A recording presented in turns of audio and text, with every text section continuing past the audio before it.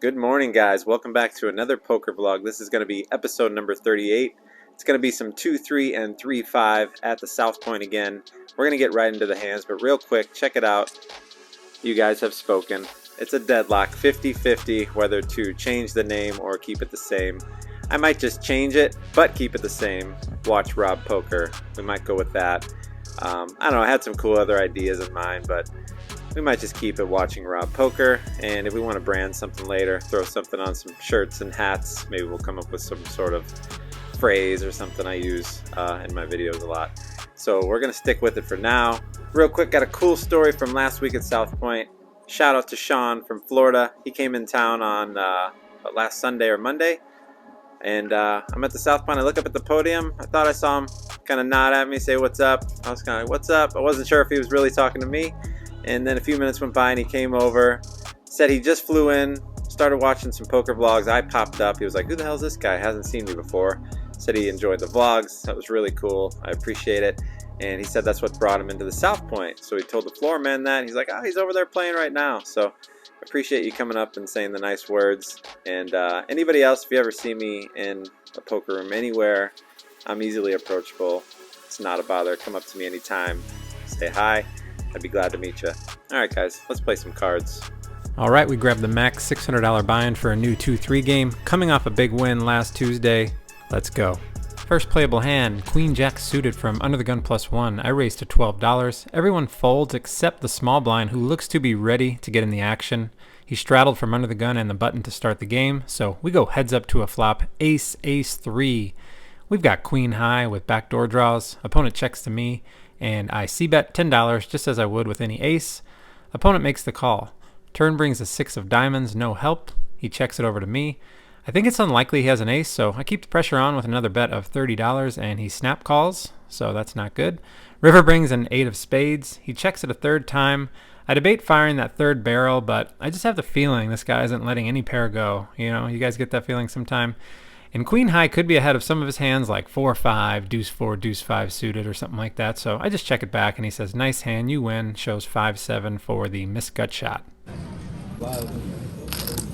Exactly 1 orbit later, we're in the same position with Jack-8 of hearts. 6-handed at the moment, I raised to $10. Next player calls and the small blind, same opponent from last hand, min clicks to $17 to sweeten up the pot. We both obviously call $7 more and go 3 ways to a flop, king, queen, deuce, and they all have hearts on them. We flop the second best hand possible. Original raiser checks it. I'm going to start building the pot here. I bet $25. Next player folds. Original raiser makes the call. We go heads up to a 10 of hearts on the turn, and he checks it to us. It's kind of an action killer. If he has straights or 2 pairs, it's going to be tough to get more value. And if he does have the ace of hearts, well, we're drawing dead to a 9 of hearts. So for that reason, I check it back, and the river brings a 9 of clubs. He quickly fires out a bet of $60, repping that ace of hearts. We have an easy call here with the second nuts. He announces top 2 pair, and we take down another nice pot. Giving that one to him. Next, I'm on the button straddle for $6 with 8-10 offsuit. Middle position player raises to 25. Cutoff makes the call, which brings me in. I call $19 more in position, and the blinds fold. We go 3 ways to a flop. Jack 9 deuce with 2 spades. Original raiser comes out firing with a good size bet, $60. Next player folds. We're getting a decent price here to peel 1 more, especially with implied odds of potentially getting his whole stack. And of course, we didn't make this loose call on the straddle to fold an open ender, so I make the call here. Turn is the bingo card, queen of hearts, giving us the second nuts again. Opponent grabs some green chips and makes a bet of $105, leaving himself about 210 behind. With over 300 in the middle already, I think it's time to just go ahead and rip it all in here before the board gets any worse for him. So that's what I do. I jam all in. He goes into the tank for quite a while here. Feels like it's like aces or kings. He wants to fold, but he has half of his chips in the pot and ends up making the call. River is a king of clubs, clean run out. I show the straight and we're good. He actually had queen jack for top 2 pair on the turn, so just a magical turn card there to get all the money. Turn card. Yes, sir. Thanks.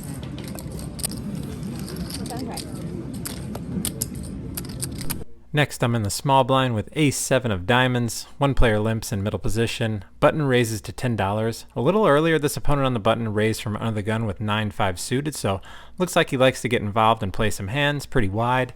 From the small blind, I like a 3-bet or fold strategy here, so I take the aggressive route here against a wider opponent and make it 45 to play. Don't mind if I get action, or if it folds around, I'll take the free money. Action folds back to him, and he makes the call. We go heads up to a flop, 9-9-6. So not much going for us. After 3-betting though, I'm still going to be betting my entire range, pretty small here with a paired board. So I go ahead and bet 40 on the flop, and he makes the call, which doesn't necessarily mean he has anything yet. He could be floating. Turn brings a 5 of spades, so we get a little hope with the gut shot now. Now I can either shut down or go big to continue repping an overpair, putting hands like maybe 5-6, 6-7, pocket 3s, pocket 4s in a tough spot. So I decided to go with the latter here, size up with a bet of $140. He takes some time here before smooth calling, which I didn't want to see. Now I feel like we might be betting into a monster like 6s full, who knows, maybe quads. So we go to a river card, which is a deuce of diamonds. I think it's a good card to go ahead and shut down here, cut the losses, and check. He checks it back, and we'll listen to what happens. I have one pair. Me too. Nines. Ace high. Oh, I thought I had ace 5. Holy shit. Oh my goodness. A7. I could have swore I had ace 5. That was a nice That's right. bluff, huh? You're welcome. So we get super lucky. My opponent misreads his hand. He actually had ace-4 of hearts.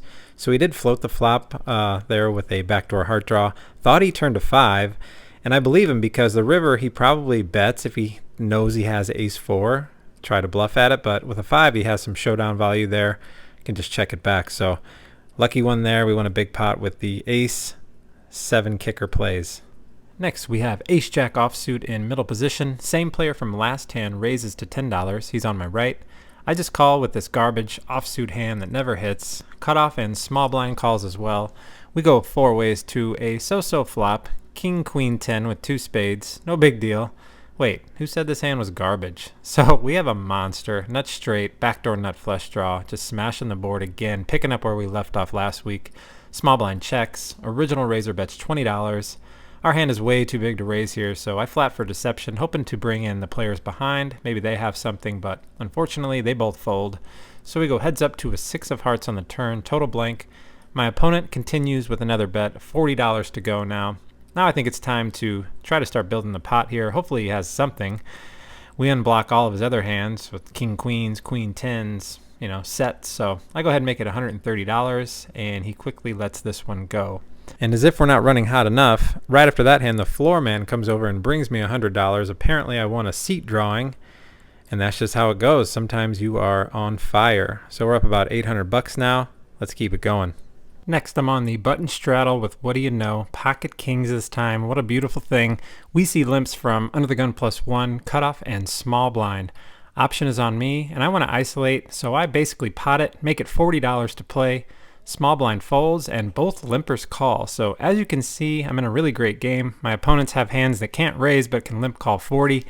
So we go 3 ways to a flop, 8-7-4 with 2 diamonds. Pretty ugly flop for kings. Not a lot of runouts are going to be good for us. As expected, both opponents check it to me. Since both opponents originally limped, I feel like this board is just all over them. My instinct's telling me to check it, maybe bet very small, but I opt to check it here for pot control. Turn is even worse, 5 of hearts. Now a single 6 makes a straight. First player checks. Next player bets $60, about half the pot. Kind of a weird spot where I could probably just let this one go on this board texture and with another player behind. And if I do call here, I'm pretty much committing to a call on the river, depending on his size, of course. I underrepped my hand, so in the moment, I go ahead and make the call here since we can be ahead of a lot of his drawing in one pair hands. Next player folds, and the river brings the 4 of hearts, completing the backdoor flush and pairs the board. My opponent is not worried and makes another bet of $95. As mentioned before, I think I have to call on the river here after calling turn, especially when I get a good card like this river. Now we potentially counterfeit any 2 pair he may have had, like 7-8 or 5-7. So I make the reluctant call, and he does not misread his hand this time and shows us 5-6 for a flop straight. So should have went with our gut and our instincts and just mucked it. We had instincts on the flop that we were no good, but can't really get in the habit of folding big over pairs. So just happy we kept the pot pretty small there. So we lose a few hundred on that one. Play for a little bit longer and get called for a brand new 3-5 game. We are up $601 in the 2-3 game, so we bring $1,200 to the new game. Let's get started. First playable hand here is King-Queen offsuit in the cutoff. A few players limp. We got to punish them. I go ahead and raise to $30. Button calls, blinds fold, and both limpers call. We go 4 ways to a nice flop. King 8-7 with 2 spades. We got top pair, good kicker. Action checks to the hijack, who leads into us for $25. You guys have witnessed this many times on this channel by now. This bet, such a huge percentage of the time, seems to be very marginal 1 pair or a draw, so I go ahead and take it up to $130, just as I would with any set, pocket aces, and all 3 players lay their hand down. Next we have Ace-10 offsuit from under the gun. It's a little wide to open with this one, but depending on the game, I'll do it sometimes. I open for $15, and action folds around to the big blind who defends. He makes the call. We go heads up to a very nice flop, 10-10-5 rainbow. We nail trips with top kicker. He checks to me. I'm almost always going to be betting small here with all of my hands, so that's what I do. I bet $10, and my opponent calls. Turn is a 7 of clubs, and now my opponent leads right out for $30. Gut tells me he's drawing dead, maybe with like one of the pairs on the board, so I just flat here, hoping he leads river. River is another blank, deuce of diamonds. We got no flushes, no straights, and he does indeed fire another bet, tiny bet, $20 here on the river. We're definitely going to tax that bet and go much bigger. I make it $110. Hopefully it looks kind of bluffy.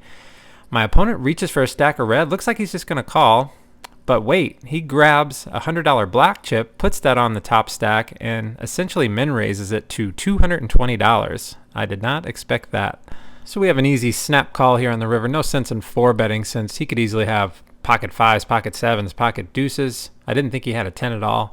So we make the call, and he shows deuce 3. We all thought it was pocket deuces, and that actually would have made sense. He ended up saying he thought I was just on ace king messing around, but if he thought that, I'm surprised he would raise river. That doesn't make sense. He could have just called and beat ace king with a pair of deuces, so we take down a nice pot there.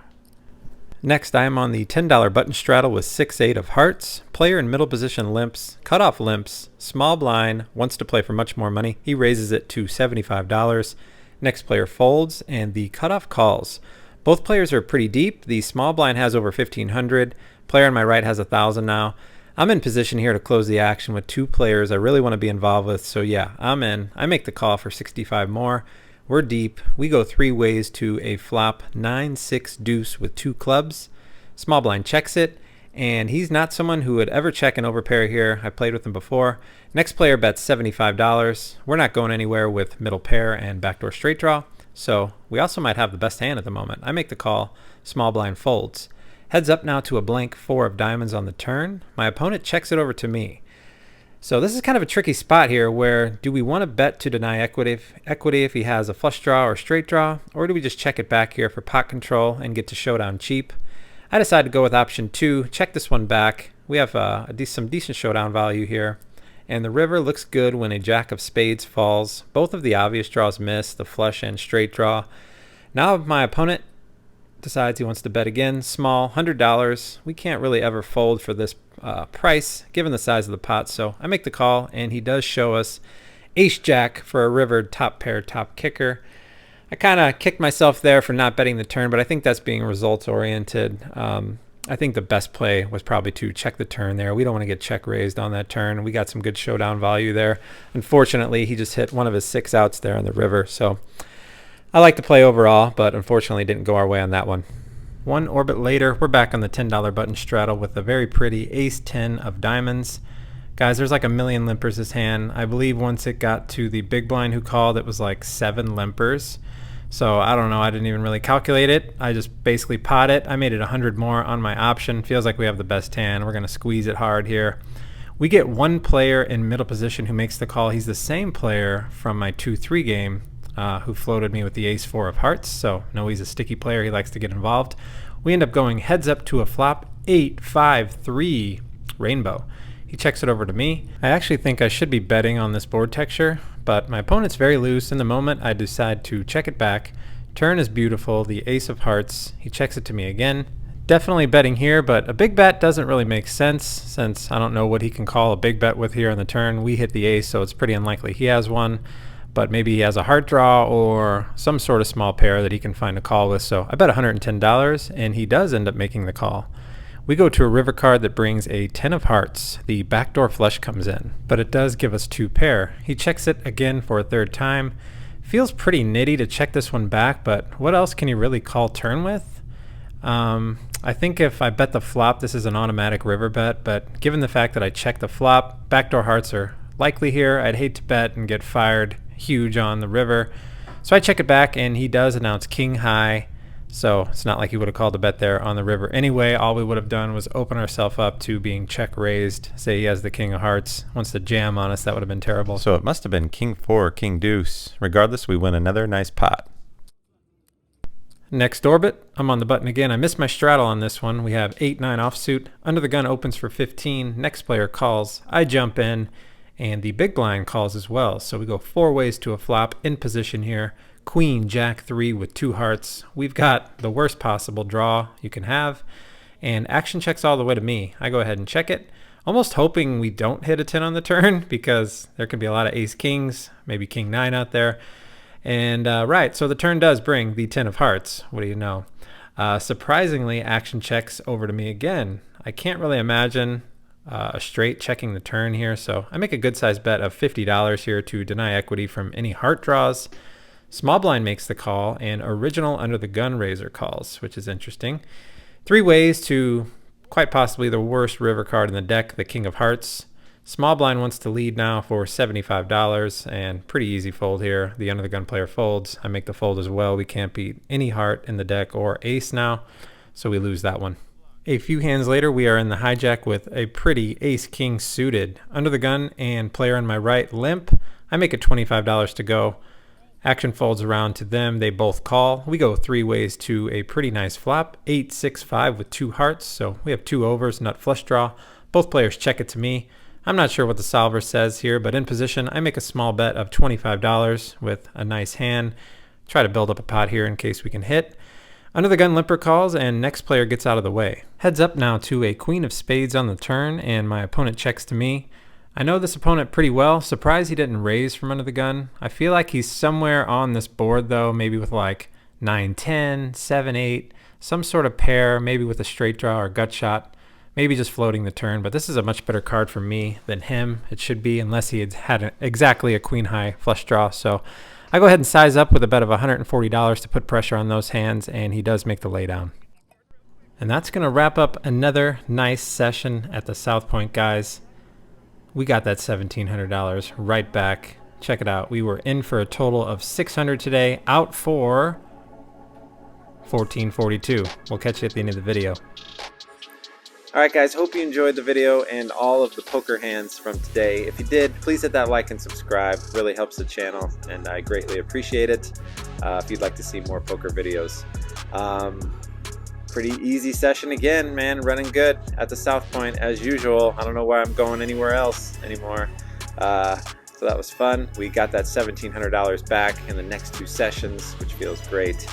And then I actually played on Wednesday just for a couple hours. Picked up another 150. Played some 1-2 and 3-5. But yeah, stay tuned for the next vlog. Not sure where it's going to be.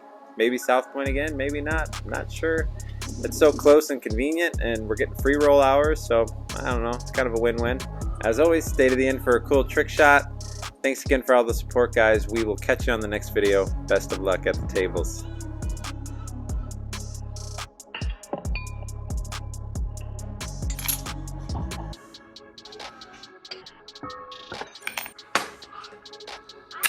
Boom!